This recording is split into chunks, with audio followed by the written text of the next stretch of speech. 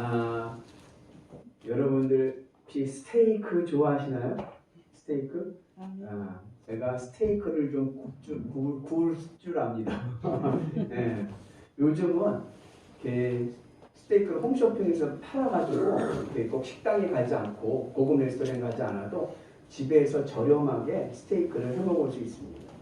스테이크의 종류가 다양하죠. 뭐 안심 스테이크, 등심 스테이크, 티본 스테이크, 체크 스테이크, 토마호크 스테이크, 티본 스테이크 뭐 다양한 스테이크가 있는데 제가 그 스테이크 맛있게 요리하는 비결을 좀 가르쳐 드리면 이 생각을 할 때 어떤 생각을 가지고 스테이크를 구워야 되냐면 굽는다라는 생각을 하지 마시고 튀긴다라는 생각으로 구우셔야 돼요. 그래서 올리브유로 스테이크를 튀긴다. 그렇게 생각을 하시고 구워야 겉은 바삭하고 속은 촉촉하고 부드럽고 이렇게 스테이크를 구울 수가 있습니다. 그래서 먼저 이제 스테이크를 구우려면은 냉장에서 녹여야 돼요. 고기를 냉동으로 하면 맛이 없습니다. 냉장으로 해서 고기를 녹여서 핏물을 제거해야 됩니다. 핏물을 제거하고 그 다음에 이 스테이크에 고기에 있는 이 수분도 없애주는 게 좋아요. 그래서 키친타월 같은 걸로 이렇게 꾹꾹 눌러주면 고기에 수분들이 이렇게 묻어나오죠. 수분을 다 제거를 해주고 그 다음에 이제 시즈닝이라고 하죠. 양념들. 그러니까 우리 시즈닝이 없으면 그냥 소금하고 후추를 간을 해도 돼요. 이렇게 뿌려줍니다. 그래서 간을 해주는 거 양쪽을 다 그렇게 해주고 한 1시간 정도 숙성을 시킵니다. 1시간 정도 숙성을 시키고 그 다음에 이제 스테이크를 굽는데 어떻게 굽냐면 프라이팬 같은 데다가 올리브유를 넣는데 좀 많이 넣어야 돼요. 그래서 이렇게 스테이크 두께의 한 3분의 1 정도 조금 잠기도록 이렇게 3분의 1 정도 이렇게 넣고 강불로 가열을 합니다. 불이 세게 하고 강불로 가열하면은 이 올리브유가 이제 가열을 받으면 하얀 연기가 이제 가열을 받아서 뜨거워져서 하얀 연기가 이렇게 모락모락 올라올 때 그때 이제 스테이크를 넣는 거예요. 그러면 쫙 하면서 바깥이 튀겨지는 거예요. 그래서 한 면에 1시간 30초, 1시간이 1분 30초, 죄송합니다. 1시간 하면 다 타죠. 1분 30초 정도씩 튀기는 거예요. 강불에 한 면, 그 다음에 뒤로 내겨서 또 한 면.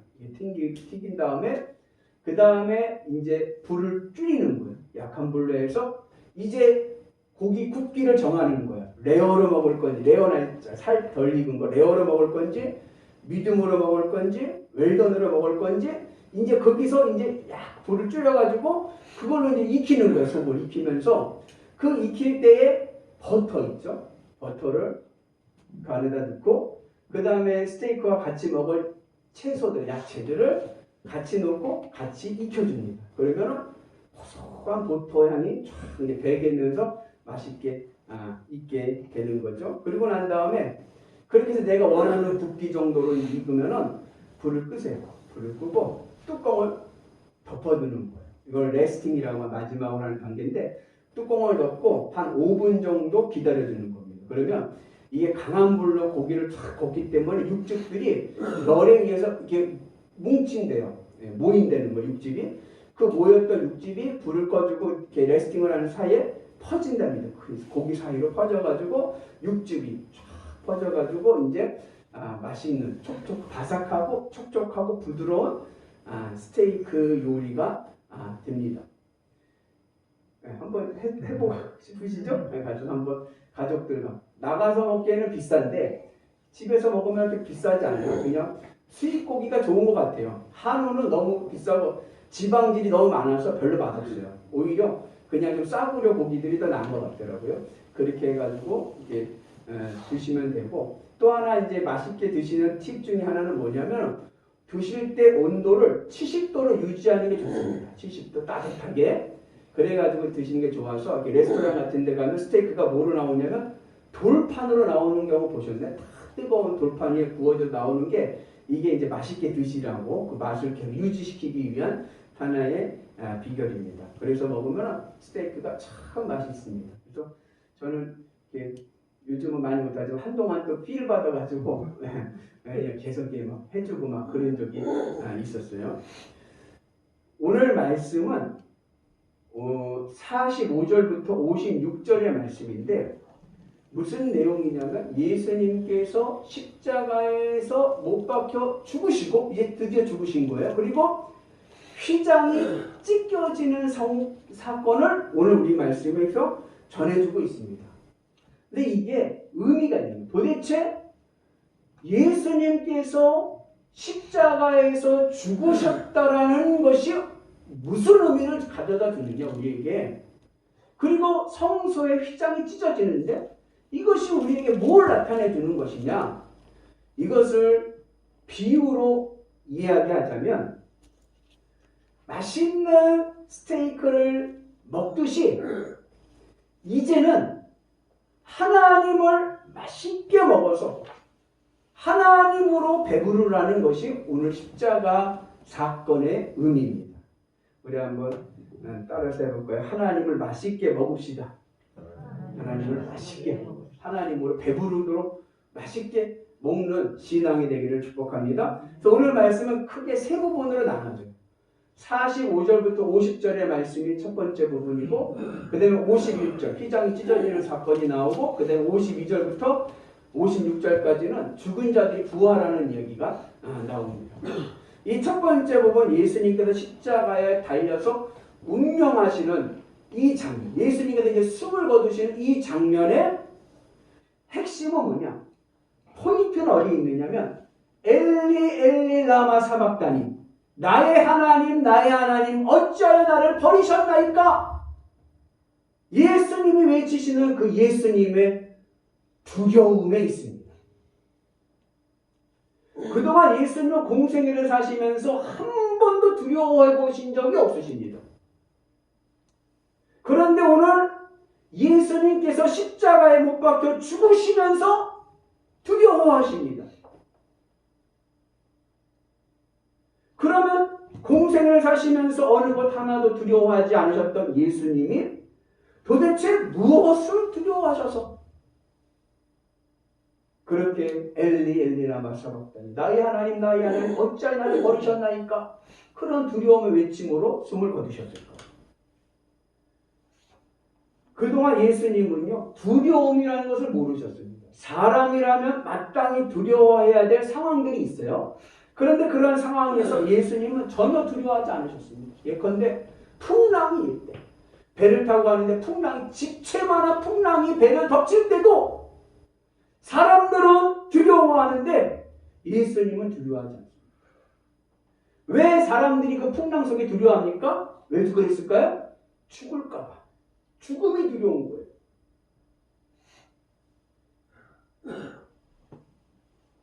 또 사회 권력의 실세들 빌라도 총독이나 종교 지도자들인 대제사장들이 살기등등한 모습으로 예수님을 핍박할 때 예수님은 절대로 두려워하지 않으셨습니다. 여러분 사회에서 매장당하고 사회에서 왕따당하는 게 얼마나 두려운 일입니까? 여러분 직장에서 왕따를 보세요. 얼마나 그 힘든 일입니까? 그런데 예수님은 그런 일에 전혀 두려워하지 않으셨습니다. 인간이라면 두려워해야 될 그러한 일들에 대해서 예수님은 한 번도 전혀 두려워해 본 적이 없으셨습니다. 그런데 오늘 예수님께서 십자가에서 달려 죽으시면서 두려워하십니다. 도대체 예수님은 무엇이 두려우셨는가? 예수님이 두려워하셨던 것은 저주입니다. 무슨 저주인가? 하나님과 분리되어서 떨어지는 저주. 예수님은 하나님과 분리돼서 하나님과 떨어지는 것이 가장 두려웠던 것입니다. 그리고 이 예수님의 두려움이 오늘 사건 속에서 무엇으로 나타나냐면 어두운 사건으로 나타납니다. 제6시서부터 9시까지 어두움이 계속되는 사건으로 나타납니다. 같이 있습니다. 제6시로부터 온 땅에 어둠이 임하여 제9시까지 계속되더니 제6시는 지금 시간은 몇 시냐? 정오, 난 12시입니다. 제9시는 오후 3시입니다. 그러니까는 하루 중에 가장 밝을 시간입니다. 낮 12시부터 오후 3시가 가장 밝은 시간인데 그때에 온 땅이 어두움으로 가득해 버립니다. 어두워졌습니다. 이 어두움이 무엇을 나타내느냐? 예수님의 두려움을 상징하고 있습니다. 일평생 한 번도 두려움이란 것이 모르시고 사셨던 예수님께서 처음으로 십자가에 달려 죽으시면서 두려워하십니다. 그리고 그 예수님이 두려워하셨던 이유가 뭐예요? 저주 때문입니다. 창세로부터 만세전으로부터 성자 예수님은 여러분 삼위일체란 말 들어보셨죠? 하나님과 늘 하나였습니다. 예수님 마음에는 하나님밖에 없었어요. 삼위일체 하나. 예수님과 하나님은 하나였습니다. 그런데 이제 인간의 인류의 죄값을 감당하시고 인류를 구원하시기 위해서 십자가에 달리시면서 하나님과 분리가 되는 그러한 저주를 받게 된 것입니다. 성경의 세계관이 있어요. 성경의 세계관은 삼층구조입니다. 하늘, 공중, 땅. 이 세계관은 우리가 생각하는 공간의 개념으로 생각하면 안 돼요. 이건 영적인 세계로서의 세계관이기 때문에 이건 공간의 개념으로 우리가 생각해서는 3차원의 세계로 생각해서는 안 됩니다. 하늘은 어떤 곳이냐면은 하늘은 성경에서 말하는 하늘은 이 스카이, 물리적인 하늘이 아니에요. 성경에서 말하는 하늘은 하나님이 계시는 영적인 차원에서의 하나님의 나라를 하늘이라고 얘기하는 겁니다. 그리고 그 하늘 아래에 공중과 땅이 있습니다. 땅은 뭐냐? 땅은 우리 오감으로 느껴진 이 물리적인 세상. 이 땅만이 아니라 물리적인 흙만이 아니라 이 대기권, 우주, 온 세상, 우리가 오감으로 경험할 수 있는 세상을 땅이라고 얘기합니다. 그리고 이 하나님이 계시는 영적인 세계, 하나님의 나라, 하늘과 이 물리적인 오감으로 경험되는 이 땅과의 사이에 공중이라고 하는 영적인 영역입니다. 그것을 연결하는 공중이라는 영적인 영역이 있습니다. 그리고 이 공중이라는 이 영적인 영역에 무엇이 또 있냐면 우리의 마음이 거기에 있습니다. 여러분들은 마음이 어디에 있다고 생각하십니까? 예전에 제가 어느 드라마를 봤더니 어느 중년 여배우가 그 치매에 걸린 역할을 하는데 엄마 역할이에요. 근데 빨간 약 아시죠? 빨간 약. 포비돈인가? 그죠? 그 빨간 약을 가슴에 이렇게 막 바르는 거예요. 그러니까 딸이 엄마한테 엄마 뭐 하는 거야? 그랬더니 그 엄마가 하는 말이 뭐냐면 마음이 너무 아파. 마음이 너무 아파. 그러면서 포비돈을 가슴에 이렇게 달아요. 그래서 보통 사람들은 마음이 어디 있다고 생각하냐면 하트, 심장이 있다. 가슴에 있다고 생각합니다. 그래서 여러분 마음이 아프면 어디가 아파요? 가슴이 아프고 가슴이 저려오고 마음이 기쁘면 어떻습니까? 그러면 또 이 가슴이 막 붕붕 뜨고 막 그러죠. 정신과 의사한테 마음이 어디냐고 물어보면 정신과 의사는 마음을 뇌에 있다고 얘기해요. 뇌의 작용으로 생각을 합니다. 구약 성경의 유대인들은 이스라엘 구약 성경에 있어요. 유대인들은 마음이 어디 있다고 생각을 했냐면은 콩팥, 심장에 있다라고 생각을 했습니다.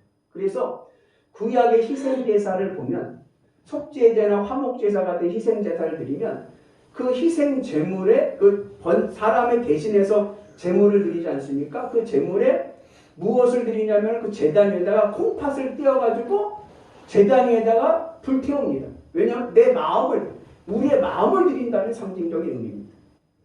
그런데 사실 마음이라는 것은 영적으로 눈에 보이지 않는 영적인 장기입니다. 그런데 이 마음은 특별히 어디에 있냐면은 이 마음은 우리 몸에 있는 게 아니라 공중이라고 하는 영적인 영역에 있습니다. 그래서 우리가 하나님을 무엇으로 인지합니까? 마음으로 인지하는 거예요. 마음으로 내가 하나님의 음성을 마음으로 듣는 거지 귀로 듣는 경우는 정말 일생에 한두 번 있을까? 평생 가도 일어나지 않은 사건이지만 우리가 기도하면서 마음을 통해서 하나님의 음성을 깨닫게 됩니다. 근데 이 마음은 시간과 공간의 제약을 받지 않는 영적인 장기인 거예요. 그래서 이 마음이 어디 있느냐? 이 공중에 있습니다. 그 마음은 우리가 그랬잖아요. 너 마음이 콩밭에 가 있구나. 네. 몸은 여기 있는데 마음은 사랑하는 그대에게 가 있고 사랑하는 자녀에게 가 있고 마음은 딴 데 가 있어요. 마음이 콩밭에 가 있다고. 또 여러분 마음은 시간의 영역도 받지 않습니다. 그래서 몸은 늙는데 마음은 늘 어때요? 마음은 늘 똑같아. 네. 마음은 어렸을 때나 지금이나 내 마음은 똑같아. 마음은 이팔청춘입니다. 마음은 늙지 않습니다. 이처럼 이 마음이라는 것은 이 육체적인 이 시간과 공간의 제약을 받지 않는 영적인 영역입니다. 근데 하나님께서 인간에게만 이 마음이라는 영역을 창조하셨습니다. 그리고 이 마음의 특징이 뭐냐면 공복 상태인 거예요. 비어 있습니다. 마음은 비어 있게 창조되어 있습니다. 그리고 이 마음이 비어져 있는 마음의 성향이 어떠냐면 우리가 배가 고프면 막 먹고 싶은 욕구가 생기듯이 이 마음이 채우고 싶은 욕구가 있습니다. 그래서 배부르려고 합니다. 무엇으로 이 마음이 배부르고 채워지려고 하느냐? 본래는 하나님으로 채워지게끔 되어져 있는 거예요. 하나님을 욕구하고 하나님을 찾고 하나님으로 만족하도록 하나님이 영이신 하나님이 인간의 육신을 가지고 있는 우리와 교제하시고 그리고 하나 되시기 위해서 만드신 영적인 영역이 바로 마음인 거예요. 그래서 우리의 마음은 하나님으로만 채워지게끔 되어 있습니다. 그래서 마음의 크기가 얼마나 크냐? 하나님 크기가 내 마음의 크기인 거예요. 그러니까 이 세상에 하나님보다 큰 게 있을까요? 이 세상에 하나님보다 큰 게 없어요. 그러니까 내 마음에 뭐 세상적인 걸 아무리 넣어도 만족이라는 게 없는 거예요. 채워지지가 않아. 내 마음의 자리는 하나님인 거예요. 그게 하나님의 창조의 원리입니다. 그래서 인간은 하나님으로만 만족하도록 창조되어 있는 것입니다. 그리고 그렇게 하나님으로 만족하고 하나님으로 배부르고 그러한 상태가 돼. 내 마음을 하나님으로 채워서 내가 하나님으로 만족하게 되면 그 다음에 무슨 일이 일어나느냐? 이 땅에 대해서는 내가 가지고 있는 소원이 없어집니다. 그러면서 어떠한 삶을 살게 되느냐? 하나님의 뜻을 이루는 것이 내 마음의 소원이 됩니다. 하나님 기뻐하시는 삶을 사는 삶으로 바뀌게 됩니다. 그리고 그렇게 살았던 이 창조 섭리의 삶을 사신 모델이 바로 예수님의 공생애입니다. 예수님은요, 늘 그 마음이 누구와? 하나님과 하나 되어서 예수님 마음에는 누구만 채워져 있어요? 하나님으로만 채워져 있는 거예요. 그리고 이 땅의 삶은 뭐예요? 하나님의 뜻을 이루는 삶을 사신 것입니다. 그런데 그렇게 예수님께서 사셨는데 이제 예수님께서 뭐예요? 하나님의 뜻인 인류 구원이라는 것을 위해서 십자가에서 죽으십니다. 구약의 속죄제사의 원리를 예수님께서 유대인으로 이스라엘에 오신 이유는 이 속죄제사의 원리에 따르신 건데 이 속죄제사의 원리가 뭐냐면 죄의 전가예요. 대속죄일이 되면 대제사장이 이스라엘의 모든 죄를 짊어지고 와서 그 앞에 있는 염소에다가 손을 얹습니다. 손을 얹으면서 그 모든 이스라엘 백성들이 지은 죄를 그 염소에다가 전가시키는 거예요. 그래서 죄를 이 염소가 짊어지는 겁니다. 마찬가지로 예수님께서 십자가를 지신 것은 인류의 모든 죄, 내가 지은 모든 죄를 누구에게 전가된 거예요? 예수님에게 전가가 된 거예요. 내 죄를 짊어지시고 십자가에 달리신 것입니다. 그래서 예수님이 십자가에 달리실 때 신분이 뭐가 돼요? 죄인이 되는 거예요. 이해가 가시나요? 내 죄가 예수님에게 다 전도가 돼가지고 예수님의 죄인의 신분이 되어서 십자가에서 죽으십니다. 근데 여러분 죄가 무엇입니까? 성경에서 말하는 죄는 빗나가는 거예요. 무엇이 빗나가냐? 내 마음의 화살이 하나님께 명중되어야 되는데 내 마음의 화살이 하나님께 명중되지 않고 세상에 명중되고 빗나가서 세상 것에 명중되는 것이 이것이 죄입니다. 하나님으로 채워서 하나님으로 기쁘고 만족해야 될 내 마음이 세상 것을 채우고 세상 것으로 배부르고 만족하려고 하는 거, 이게 죄인 거예요. 그래서 우리 모두를 뭐라고 그래요? 죄인이라고 하는 겁니다. 우리는 마음속에 세상 것을 담고 살아가니까. 그런데 죄 없으신 예수님께서, 왜 죄가 없어요? 예수님은 늘 그 마음에 하나님만 계시니까 죄가 없는 거예요. 근데 그 예수님이 이제 죄의 정가를 받으셔서 죄인의 신분이 되어서 십자가에 죽습니다. 그러니까 죄인의 신분이 되면 그 예수님의 마음에 계셨던 하나님이 어떻게 돼요? 떨어지게 됩니다. 그것이 예수님에게는 두려움이었습니다. 항상 마음을 하나님으로 채웠는데 십자가에서 죄가 전가되어서 죄인의 신분이 되니 그 마음에서 하나님이 떨어져 가시는 것이, 하나님과 떨어지는 것이 두렵습니다.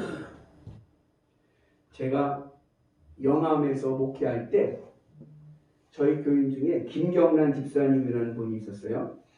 근데 이분은 가정 형편이 어려워서 남편과 떨어지고, 그리고 5살 난 상우라고 하는 아들이 데리고 친정집에서 부모님 농사일을 도우면서 살았습니다.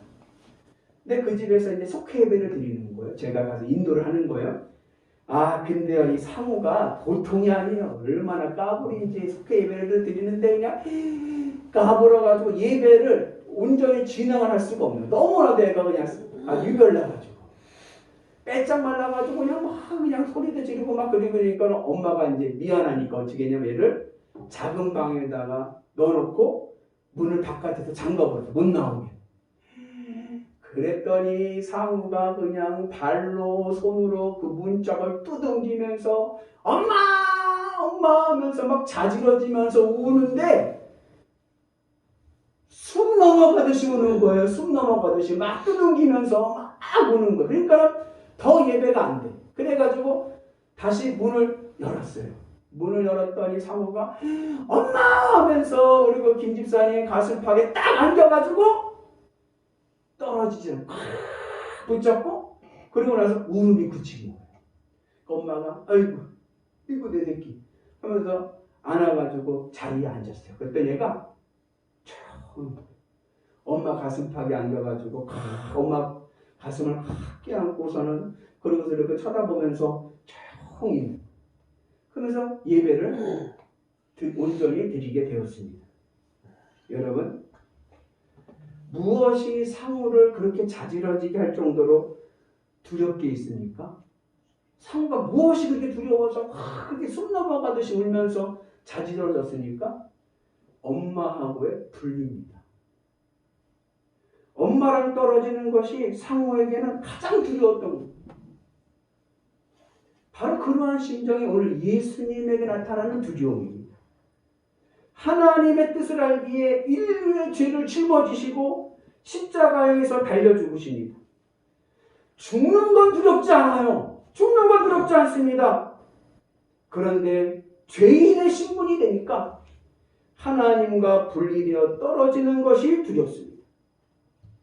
그래서 예수님께서 숨을 거두시기 전에 마지막 하신 말씀이 뭐예요? 엘리 엘리 라마 사박다니, 나의 하나님 나의 하나님 어찌하여 나를 버리셨나이까? 두려움의 외침입니다. 사랑하는 우리 성도 여러분, 여러분들은 무엇이 두렵습니까? 세상 사람들은 세상 것을 잃어버리는 것이 두렵습니다. 돈을 잃어버리는 것이 두렵고, 자식 잃는 것이 두렵고, 사회에서 왕따당하고 매장당하는 것이 두렵습니다. 그러나 성도는 예수님처럼 하나님 잃어버리는 것이 가장 두려워야 됩니다. 이 말을 반대로 얘기하면, 아까 그 상우가 엄마 품에 안겨가지고 평안함을 찾았듯이 하나님만 있으면 만족하고 기쁘고 행복한 것입니다. 이것을 이루기 위해서 이제는 세상 것으로 만족하려고 하지 말고 하나님으로 만족해라, 하나님으로 배불러라, 이것을 우리에게 주시기 위해서 예수님께서 십자가에서 죄인의 신분으로 죽으신 것입니다. 바라기는 이제 우리의 마음이 하나님과 떨어져서 하나님을 잃어버리는 것이 가장 두려운 일이 되는 성도들 되시기를 주님의 이름으로 축복합니다. 이러한 맥락에서 두려움은 사랑과 연결됩니다. 마음과 뜻과 힘을 다하여 하나님을 사랑하는 것입니다. 그래서 마음이 이제는 뭐예요? 하나님으로 기쁘고 하나님으로 만족하고 행복한 성도들 되는 은혜가 있기를 주님의 이름으로 축복합니다. 그가 구원받은 백성입니다. 두 번째로 오늘 예수님의 십자가는 그렇게 하나님으로 기쁘고 만족하며 살아가는 신앙의 삶의 형태가 휘장이 찢어지는 것으로 나타납니다. 같이 있습니다. 이에 성소 휘장이 위로부터 아래까지 찢어져 돌이 되고 땅이 진동하며 바위가 터지고. 이스라엘 성전을 보면 언약궤라는 것이 지성소에 있습니다. 우리 교회가 있잖아요. 교회의 제단이 있잖아요. 이 제단이 바로 지성소의 자리입니다. 그래서 이 지성소 가운데에 이 제단 가운데에 언약궤가 있고 이 지성소와 성소를 구분하는 것이 커튼으로 쳐져 있어요. 이걸 휘장이라고 하는 겁니다. 그런데 이 휘장 안에 하나님이 현현하고 계시는 거예요. 하나님이 임재하고 계시는 거예요. 그런데 이 하나님 임재하시는 이 지성소 안은 누구만 들어가느냐? 대제사장만 들어갈 수가 있고 언제 들어가느냐? 1년에 딱 한 번 대속죄일에만 들어가는 거예요. 그러니까는 일반 이스라엘 백성들은 하나님을 만날 수도 없고 하나님과 관계할 수도 없는 거예요. 그런데 그 휘장이 어떻게 됐어요? 찢어져 버려서 열려져서 이제는 하나님이 우리에게 다가오시는 거예요. 그래서 이제는 이것을 이제 예수님을 믿는 사람 누구나 성전에 나오는 누구에게나 누구에게 하나님을 만날 수 있는 은혜가 있는 줄로 믿습니다. 이것을 아까 비유로 얘기했던 것처럼 이제는 하나님이 우리에게 맛있는 스테이크가 나오듯이 이제 휘장이 찢어져서 나와가지고 이제는 하나님 우리에게 오시는 거예요. 자 이제는 나를 먹어라. 나를 먹고 배불러라.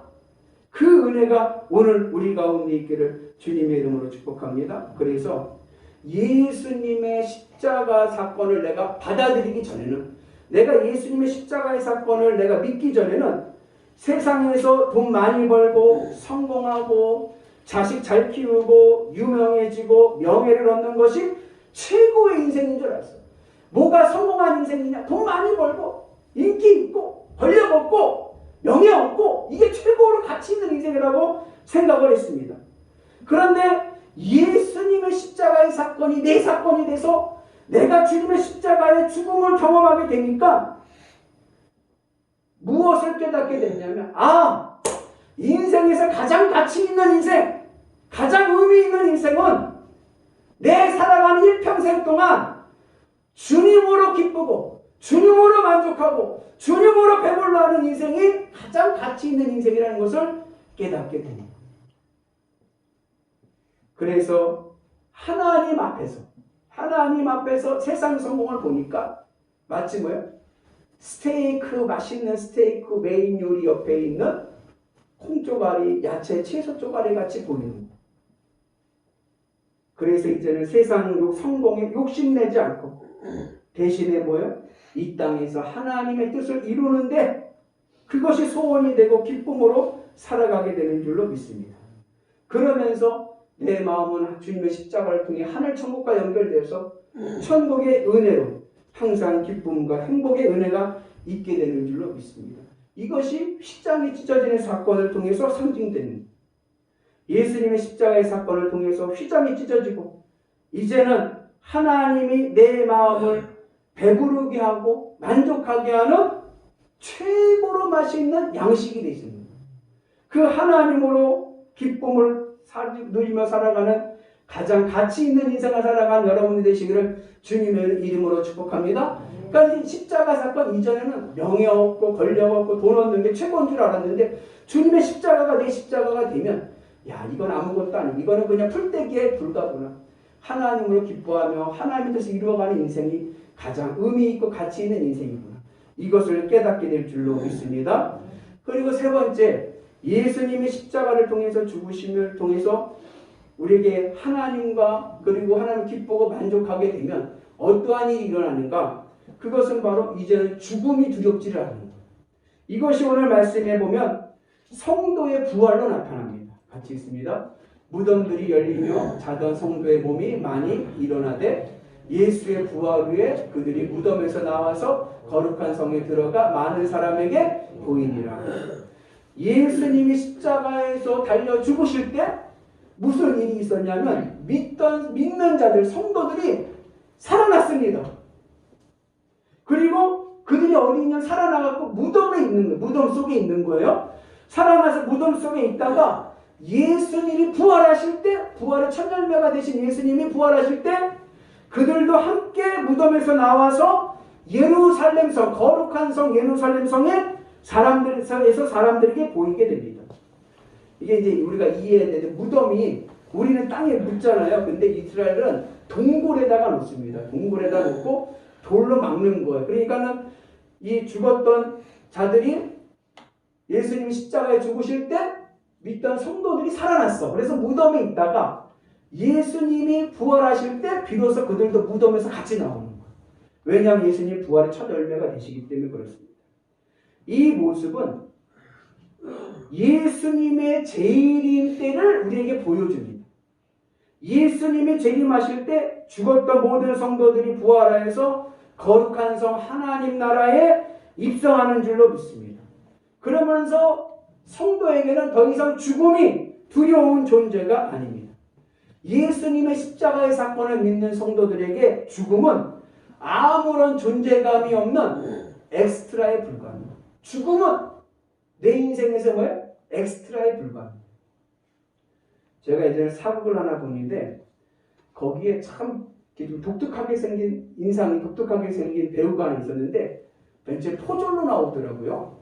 그러더니 좀 지나니까 이 사람이 주막에서 밥 먹는 행인으로 나와요. 그러다가 좀 있다가 보니까 이 사람이 또 뭐가 나오냐면 그 저작거리에서 장사하는 상인으로 나오더라고요.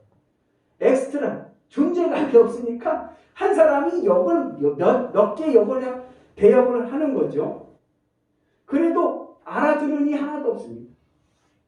그런데 그와 같이 예수님의 십자가의 사건을 받아들인 성도에게 죽음은 이제 뭐예요? 엑스트라에 불과해요. 죽음은 더 이상 내 인생에 있어서 아무것도 아닙니다. 존재감이 없습니다. 왜요? 우리는 예수님의 십자가의 사건을 통해서 영원한 하나님의 나라와 연결되어 있기 때문에 그렇습니다. 엄격히 말하면 이 땅의 삶은 무슨 삶이냐면 하나님 나라에 들어가기 위한 왕이모 준비 단계에 불과합니다. 여러분 이 세상의 삶은 잠깐이고요. 우리의 본향은 어디? 영원한 하나님의 나라, 영원한 하나님의 나라가 있습니다. 그런데 그 영원한 하나님의 나라 천국이 뭐 하는 곳입니까? 그 천국이 뭐 하는 곳이에요? 천국은요 하나님으로 기뻐하고 만족하는 곳이 천국인 거예요. 여러분 천국 가면 뭐 합니까? 천국 가면요 예배만 드려요. 계시록에 보면요 천국에서 우리가 영원히 하는 일은 뭐예요? 예배 드리는 거예요. 하나님을 찬양하고 하나님을 기뻐하고 하나님께 영광 돌리는 게 영원한 천국에서 내가 해야 될 내 삶입니다. 근데 그것이 어때요? 기쁘고 행복한 거예요. 왜? 인간이라는 존재는 하나님으로 행복할 수밖에 없게끔 창조되었기 때문에 그럽니다. 그러기에 이 땅의 삶은 그 천국의 삶의 준비 단계 여기서 연습하고 들어가야 됩니다. 그래서 이제 예수님의 십자가의 사건을 통해서 하늘 천국이 연결되면서 이제 우리의 삶이 이 땅의 삶이 뭐예요? 하나님으로 기쁘고 만족하고 배부르며 살아가는 그러한 은혜가 있기를 주님의 이름으로 축복합니다. 그래서 죽음은 더 이상 나에게 두려움이 아닙니다.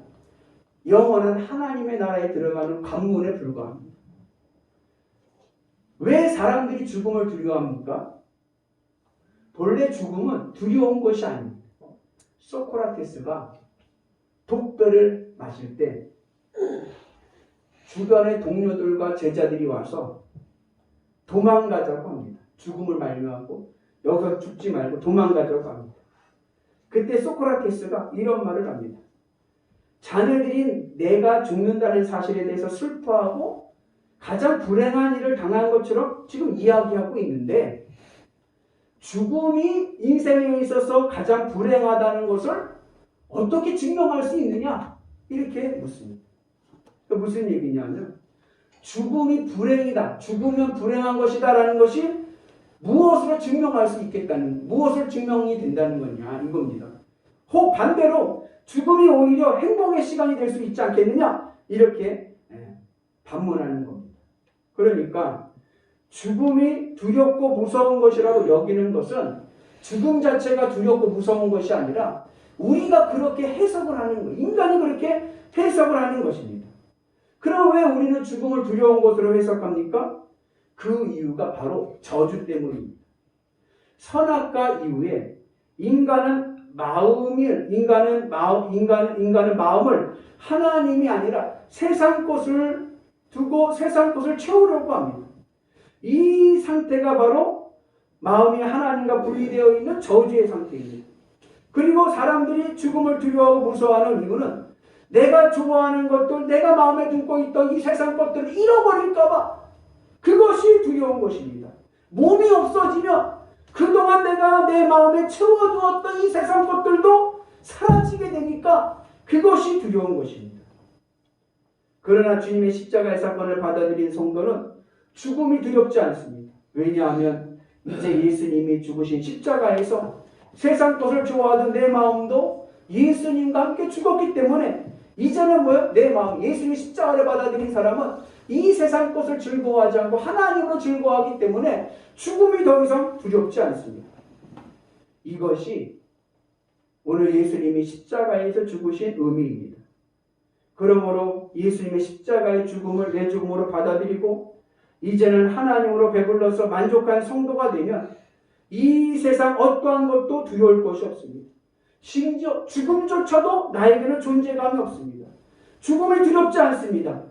그러면서 이제는 하나님의 뜻을 이루는 삶이 가장 가치 있는 삶이라는 것을 깨닫게 됩니다. 하나님을 기쁘시게 하는 삶을 살기 위해서 늘 믿음 안에서 최선을 다합니다. 이렇게 주님의 십자가를 붙잡고 믿음 안에서 살아갈 때 무슨 일이 생기느냐? 하늘의 복이 임하는 거예요. 하나님이 아브라함에게 약속하셨던 그 아브라함의 복이 어떻게 해야 우리에게 임하느냐? 내 마음을 주님의 십자가에 내려놓고 하나님으로 채울 때, 그래서 하나님으로 기뻐하면서 이 땅의 삶이 하나님을 뜻을 이루어가는 삶이 가장 가치 있는 인생이라는 것을 깨닫고 그렇게 믿음 안에 살아갈 때에 비로소 아브라함에 약속하셨던 하늘의 복이 우리에게도 임하게 될 줄로 믿습니다. 성도는 복받는 성도가 되어야 됩니다. 저는 우리 영일교회 모든 성도들이 하나님이 주시는 복으로 잘 되기를 축복합니다. 그 복의 비결이 십자가 복음입니다. 내가 주님의 십자가 안에 있으면, 주님의 십자가의 은혜 안에 있으면 내가 주님으로 기뻐하며 주님으로 만족하며 주님으로 배불러하며 세상에서 주의 뜻을 이루는 것을 최고의 가치로 여기고 살아가게 되면 하나님께서 약속하셨던, 아브라함이 약속하셨던 모든 복이 오늘 우리 가운데 임하게 될 줄로 믿습니다. 그 위대한 복을 받으시며 행복한 삶을 살아가시는 위대한 성도들 되시기를 주님의 이름으로 축복합니다.